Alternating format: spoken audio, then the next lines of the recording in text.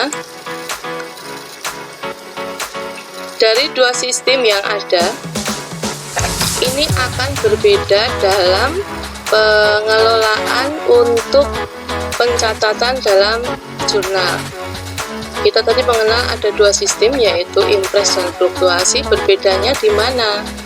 Nah, kita mengenali dulu untuk kas kecil itu transaksinya, jenis transaksinya itu ada 4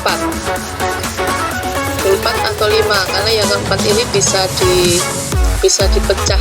Oh ya, ini dipecah jadi 5. Transaksi yang pertama yaitu pembentukan dana kas kecil.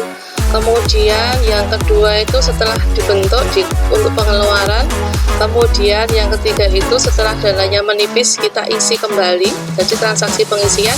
Kemudian yang keempat setor kembali, itu kalau dananya dirasa terlalu besar. Kemudian transaksi yang kelima itu penambahan kas kecil karena dirasa terlalu kecil. Transaksi wajib yang harus dilakukan adalah transaksi nomor 1, 2, dan 3. Sementara untuk transaksi nomor 4 dan 5 ini insidental, jadi tidak harus terjadi. Kalau kas kecilnya sudah pas ya sudah, transaksi yang keempat dan kelima ini tidak ada. Kita akan memulai yang transaksi awal, yaitu pembentukan kas kecil. Semoga kalian masih ingat cara menyusun jurnal. Di kelas 2 mestinya sudah diajari ya.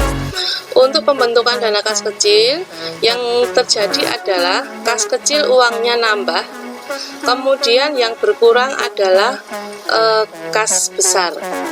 Nah, karena kas kecil atau kas kecil dan kas itu termasuk harta, maka untuk menambah dan mengurangi itu harta itu sifatnya adalah bertambah di sebelah debit dan berkurang di sebelah kredit.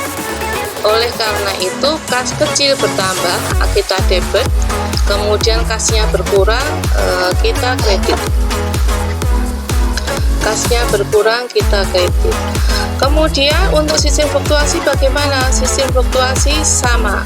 Jadi untuk menjurnalnya kita tetap mendebet kas kecil dan mengkredit kas. Nanti setelah kita praktekkan akan menjadi lebih jelas.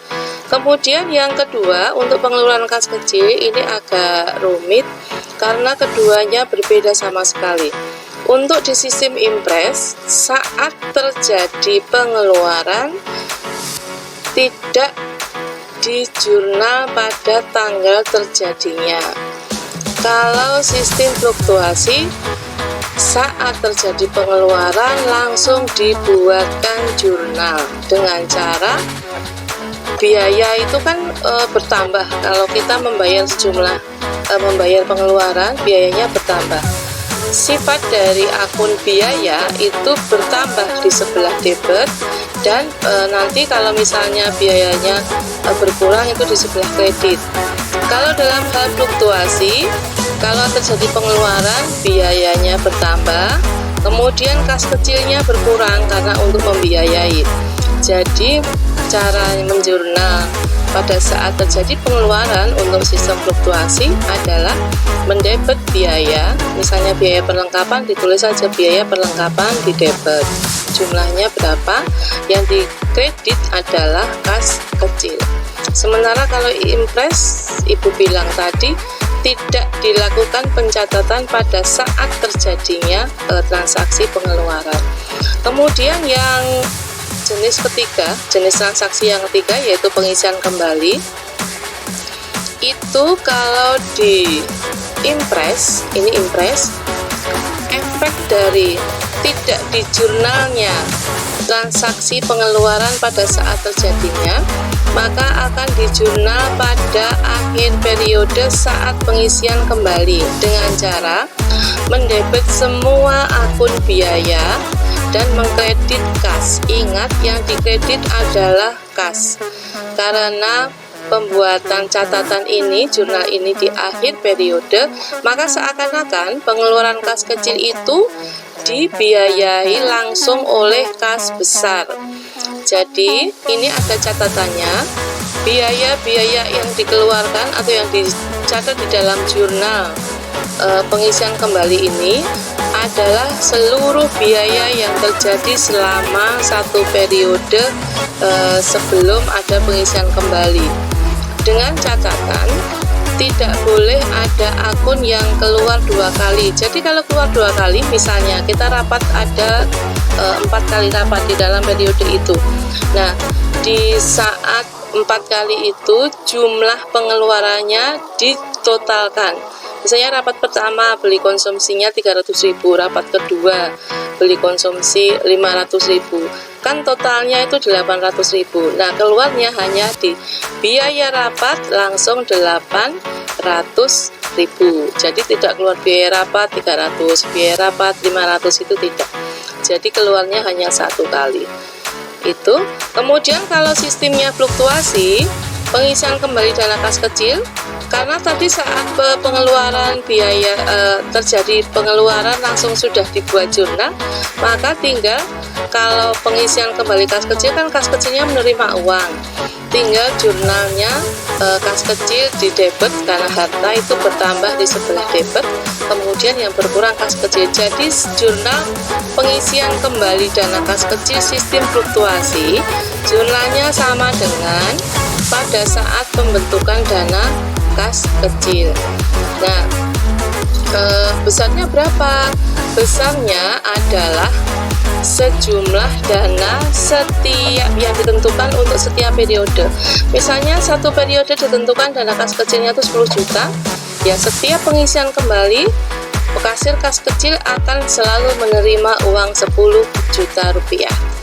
Kalau ini yang impres, setiap pengisian kembali kasir akan menerima sebesar yang telah dikeluarkan dalam satu periode.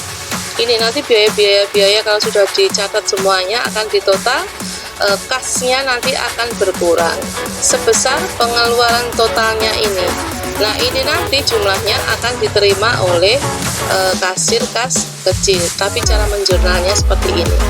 Kemudian transaksi yang tidak wajib, yaitu kalau kas kecilnya itu misalnya ditentukan 20 juta, tapi di setiap akhir periode sisanya masih banyak sekali, maka berarti penentuan besarnya kas kecil setiap periode itu terlalu besar, maka dikurangi. Misalnya setelah ditentukan 20 juta kok sisanya terlalu banyak, makanya dibijaksanai dengan menyetor kembali kas kecil atau dikurangi dana kas kecilnya dari 20 menjadi hanya 17 juta misalnya. Jadi kalau 20 menjadi 17, yang disetor kembali berapa? Jadi selisihnya 3 juta. Jadi kasnya menerima uang 3 juta, kas kecilnya dikurangi 3 juta. Demikian juga untuk sistem fluktuasi akan sama cara menjurnalnya. Jadi jurnalnya penyetoran kembali itu akan merupakan kebalikan dari jurnal saat pembentukan. Kemudian kalau terjadi sebaliknya bagaimana? Kas kecil dirasa terlalu kecil, belum akhir periode kok sudah habis, maka dianalisis bahwa kas kecil dananya terlalu kecil, maka ditambah. Kalau ditambah, jurnalnya akan sama dengan jurnal penerimaan kas kecil, jurnal pembentukan kas kecil di awal, yaitu dengan mendebit kas kecil, berarti kas kecilnya bertambah. Kemudian dengan mengkredit kas, ini jurnalnya sama antara sistem fluktuasi dan sistem impres. Baiklah anak-anakku, kita akan belajar untuk prakteknya bagaimana. Ini perbedaan yang utama untuk sistem impres di pengisian dana kas kecilnya yang seperti Ibu bilang di awal, yaitu bila sudah sesuai dengan ketentuan jumlahnya yang di biaya-biaya yang dikeluarkan tiap bulan itu, maka bendahara kas akan memberikan dana sebesar jumlah kas kecil yang telah dikeluarkan.